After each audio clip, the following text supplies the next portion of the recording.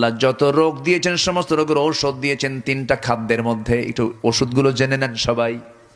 বলি বলি বলি যত রোগ আছে পৃথিবীতে, এইডস বলেন, বি ভাইরাস বলেন, ক্যান্সার বলেন, ডায়াবেটিস বলেন, হাই প্রেশার বলেন, লো প্রেশার বলেন, ডায়রিয়া বলেন, সিফিলিস বলেন, গনোরিয়া বলেন, যত রোগ পৃথিবীতে আছে, যত ভাইরাস আছে, যত কিছু আছে, সমস্ত রোগের জন্য আল্লাহ পাক ওষুধ রেখে দিয়েছেন।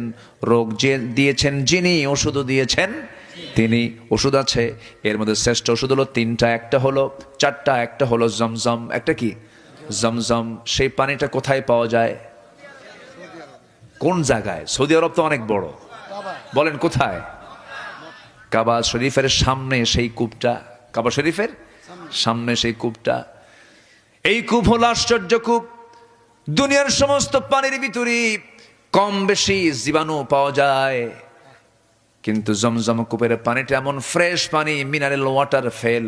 পৃথিবীর সমস্ত পানিগুলো ফেল। এমন পানি এটা আল্লাহ রাব্বুল আলামিন দিয়েছেন, এই পানি পান করলে শুধু তৃষ্ণা নিবারণ হয় না, ক্ষুধাও নিবারণ হয়ে যায়। 2015 সালের দিকে আমি হজে গিয়েছিলাম, সেকেন্ড টাইম। প্রথম হজ করেছে 2009 সালে। হ্যাঁ, 2015 সালে আমি মক্কার আউটসাইডে দাঁড়ায় আছি। সেই জায়গায় যারা হজে গেছেন দেখবেন, সেখানে যারা যাবেন তারাও দেখবেন, সেখানে বেশ কিছু লাইন আছে, ট্যাপ লাগানো আছে। এখানে জমজম পানিগুলো ট্যাপ খুলে খুলে জমজম পানিগুলো খায়, জমজম পানিগুলো পান করে। আবার অনেকে সুন্দর করে বোতলে বোতলে ভরা নিয়ে চলে যায়। কিন্তু সেই জায়গায় আমি লক্ষ্য করে দেখি একজন ফরেনার, একজন পশ্চিমা মানুষ, ইউরোপিয়ান কালার